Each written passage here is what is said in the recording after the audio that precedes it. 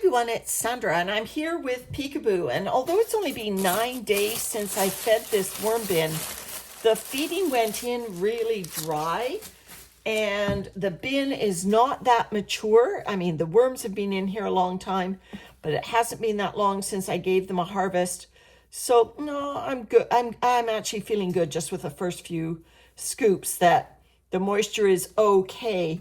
One of the perils of letting a bin dry out, see the corners are a bit dry, is your population will either decrease or fail to thrive. Your worms may stop reproducing, or they may actually die. And so you don't want to let a bin go too far into dryness, and you can see how dry this corner is.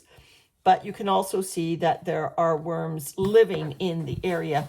So I hope you're as happy as I am to see that this bin is still doing okay.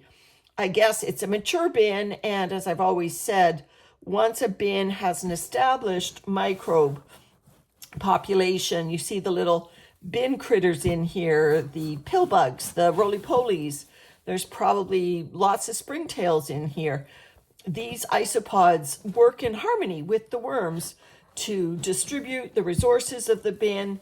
And of course, the worms, once they start going in a bin, will do great things to maintain the moisture. The feeding area was that area, so I started in the opposite end. And so as I've been showing with my little dry cocoon experiment, even if you let a bin dry out, you can salvage those cocoons. I'm going on 126 days now, and wisps are continuing to emerge.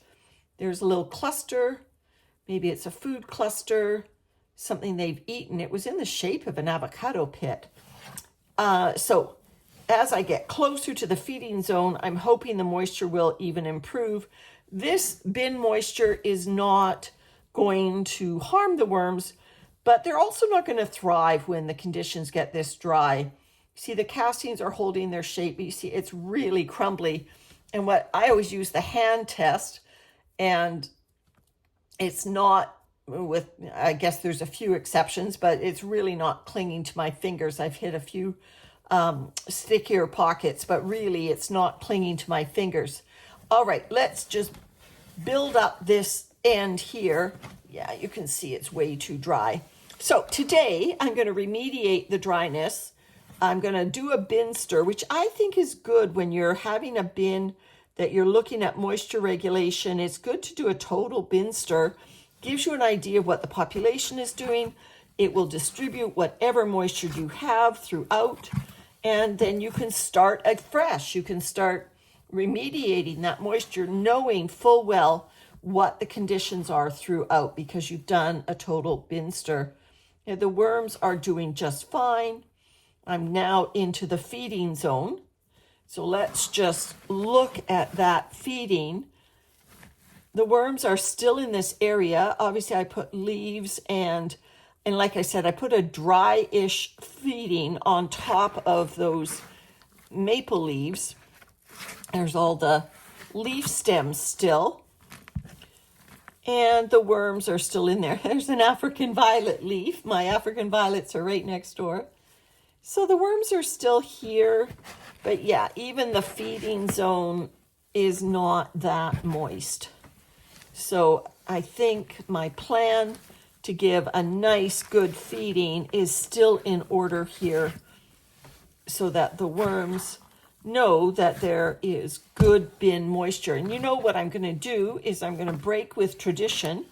I'm going to leave that old feeding zone in that area because it has the most moisture of this entire bin. I just buried another tissue. And I'm actually going to feed in the dry end. And I'm not worried at all about doing this, and you'll see why in a second, because this bin, I mean, although these castings are further along than I was anticipating, I'm not going to do a harvest anytime soon. So I'm going to feed at this other end, kind of play that Red Rover game with worms. Red Rover, will you come over? So the worms that are in that old established feeding zone will get the signal that there is food at this end. It's not a haphazard thing. Worms actually can detect the chemicals of resources and move towards them. As you know, the chemicals will move through the moisture of the bin. So I guess the bin has to have enough moisture for that. Maybe that's something I need to do in one of my worm science videos. You can check out my worm science videos where I do a deep dive into worms and the worm researchers. I've got a playlist. I'll put a link in the description. So it's more leaves and just a bit of newspaper for the worms today. The leaves have been wet previously and still have a bit of moisture, but not a lot. But that's okay because I want the moisture to start going through the bin.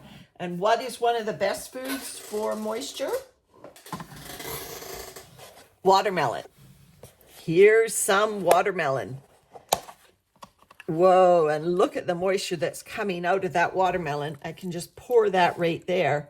Now, when feeding these sticky, worm-loving foods with all this juice, try to keep the juice away from your edges because, of course, the juice is going to attract any flying insects that might be in your home, whether they be fungus gnats or fruit flies.